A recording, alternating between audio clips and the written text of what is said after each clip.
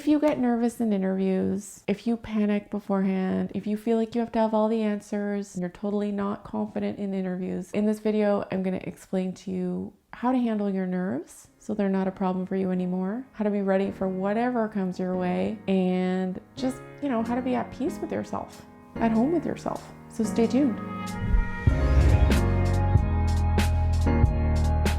So the first thing I want to tell you is it's okay to be nervous. It's normal. We're all nervous. We're all humans, right? So telling yourself like, I shouldn't be nervous, I need to be more confident, I need to be this or I should be this, that's contributing to the fact that you're nervous. So meet yourself where you're at.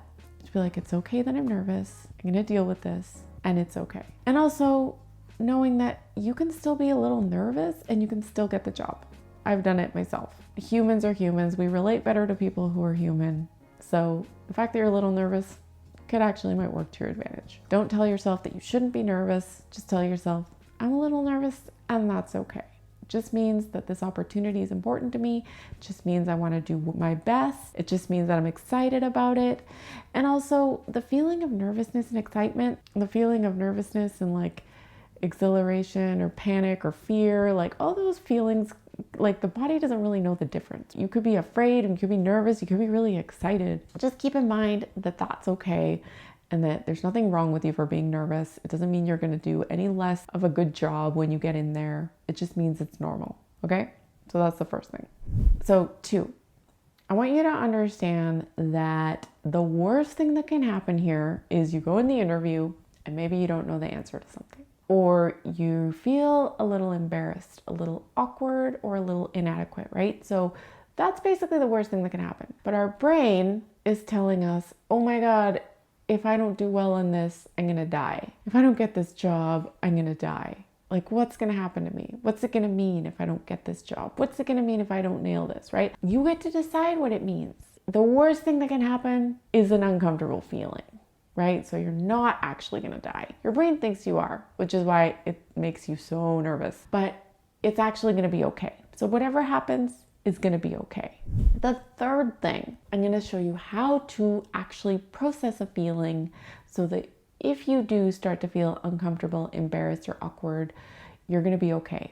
Say you didn't know the answer to the question, and say you have a bit of an awkward moment in the room, right? Say that's the worst thing that happens. Then you're going to maybe feel inadequate, let's say. So I want you to just describe what it feels like to feel that way, right? So maybe after the interview, you feel like you didn't do so well and you feel a bit disappointed. Any feeling that you might feel, name it and then process it. Then the way that you process it is you just describe it in as much detail as possible. What does it feel like? Where in your body do you feel it? In your stomach? Is it in your chest? In your solar plexus? Like, where do you feel the feeling, right? And then ask yourself, what color is the feeling? Is it blue? Is it gray? Is it red? Is it hot? Is it cold? Is it lukewarm? Is it spiky? Is it crackly? Is it smooth? Like, what does it feel like to have that feeling, right? Feel it for as long as you need to feel it. And then once you do that, it will start to fade away, right? And you'll start to see that it's not such a big deal, just a feeling. Being a human, we ride these feelings like waves. They come and go, right? And then this is what's going to make you stronger and willing to go and put yourself in situations that are uncomfortable again, which are going to move you forward in your life and in your career and towards what you actually want. That's called processing a feeling. And when we learn to do that, we can handle a lot more that comes our way. Understanding where the nerves come from. So when you're nervous, it's because of a thought you're having. Now, it might not be fully conscious. You might not be fully conscious of the thought you're having quite yet, but I want to bring your attention to the fact that when you're nervous, that's when you have those feelings of nervousness. It's because of a thought that you're thinking. So it could be something like, I failed an interview before, I didn't know the answer before. It could be something in your past, or it could be something that you feel about yourself, like, I'm not good enough, can I really do this? Are they gonna like me? I need to put on a performance. Anything like that would probably make you feel pretty nervous and pretty tense, right? For example, if you were really confident, you wouldn't be thinking thoughts like that. You'd be thinking thoughts like, I'm really excited to show them what it is that I can do. I've got some skills and some knowledge, and I'm excited to share with them what it is I'm going to be able to help them with. And then notice how that feels different, right? It feels different from, I hope they like me, right? Because now you want to show them something and you're excited for what you are going to bring to the table, right? So very different thoughts equal very different feelings. The fifth thing, self-confident people still feel nervous, especially when it's something they've never done before. Let's say you have never been skydiving before. You're going to be super nervous, or you're going to have a feeling, right? Like it could be excitement, exhilaration, fear, probably fear that you're going to die. Whatever the case is, you're going to have a feeling because you're a human, right? If you've never done that before, you're going to have that feeling very, very intensely to the point where you might not even want to do it. If you have been skydiving before, and I know somebody who goes skydiving all the time, and he does it because he likes that feeling, right? But he doesn't have it as intensely, and he knows he's not going to die, so he keeps going, right? And this is an extreme example, but somebody who's never been skydiving before, they experience that feeling a lot more strongly than someone who has been before and they know what to expect. So it's the same with interviewing. It's the same with anything else. So if you've done something a few times before, you kind of know a little bit more about what to expect than if you've never done it before. So with interviews, it's like everything is different every time. Some things are always going to be the same. Like they're probably going to say, tell me about yourself and ask you some of the same behavioral questions, right? You'll have a chance to share, about your skills and about your abilities. So there's a lot of things that are going to be the same. And then there's some things that are going to be a bit different, and that's okay. But the more that you go and the more that you learn and the more that you take notes about your interviewing, the more confident you're going to become. And that's a normal part of the process. So most of us don't interview for a living, right? So we don't really get super confident at interviews.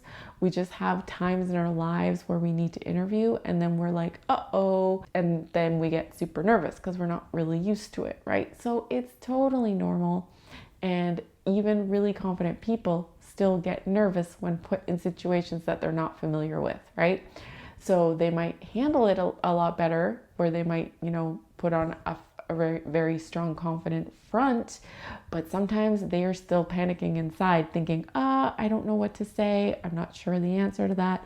And that's okay. It just means there's more to learn here and there's an opportunity for you to grow. So I want you to think of it in the context of this, in the fact that you can think of something that you're really confident doing, right? So maybe it's walking, right? So maybe you're pretty confident that you can get up out of your chair and walk wherever you want to go. Or maybe it's driving. You're pretty confident you can drive to the store and back, right? You're pretty confident that you can speak, right? You're pretty confident that you can maybe hold a baby, right? Like for me, my sister just recently had a baby and she's like, you want to hold him? And he's newborn. And I'm like, I'm actually kind of nervous to hold him. I don't really know how to hold him, how to support his head. Like I've not really done that a lot, so I'm nervous to do it, right? So after doing it a bit, I'm a lot more confident. I'm like, okay, yeah, give me the baby. I got this, right? But the first time I did it, the first few times I did it, I was a bit nervous, right? It's a human life that I was holding. And I was like, I don't want to mess it up, right? So perfectly normal. Doesn't mean there's anything wrong with me. It just means I've never done that, or I hadn't done it a lot or for a long time. So with interviewing, it's the same, right? With skydiving, it's similar, right? You can take these examples of your own life. So I want you to think of something that you're very confident in doing, and think of the first time that you did it, and think of whether or not you were confident then and how you built that confidence in what you did, right? And I guarantee you it involved doing it, right? So you did it first and then you had the confidence, and now you can say, okay, I've done it. And then the last thing I want to leave you with is the things you can do to control your nerves. A big thing is to prepare. You want to prepare because that's within your control. But I want you to prepare with certain thoughts in mind. So first I want you to ask yourself, why do I want that job? Why do I want to work there? What can I contribute? And don't come from it from a place of I hope they like me, or I want to answer all their questions correctly. Come from it of a place of, do I like them? Do I want this? Why do I want this? What can I contribute, right? Because this is a big part of your life, right? Your work, you're going to spend a lot of time there. You're going to want to make sure you like what you're doing. You're going to want to make sure you like the people that you're interacting with every day. And if you had the opportunity to work anywhere in the world, why are you choosing them? what is it that you'll be contributing, right?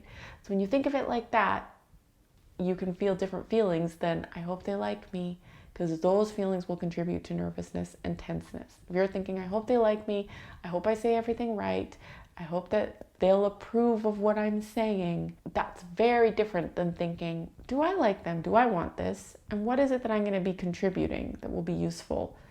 What's mutually beneficial for both of us? Am I going to be the right fit? Do I even want this? To help you with the preparation, I have a free guide available, and it's got 25 questions that you're going to be asking yourself to pull out your own value and your own experiences and to pull out your own confidence. And that's going to happen with the questions. So when you download the guide, you can ask yourself. It's also got 10 example answers of questions that confident people would give, right? And they've worked in the past for myself and my clients.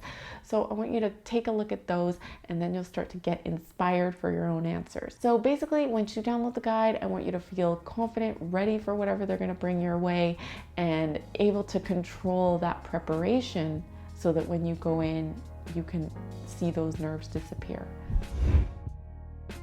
So thank you so much for watching. If you liked the video, give me a thumbs up. If you didn't like it, give me a thumbs down. Subscribe to the channel. And if you want some more free resources, you can always visit my website, www.nataliefisher.ca. I'll see you over there, and I'll see you in the next video. Cool. Bye.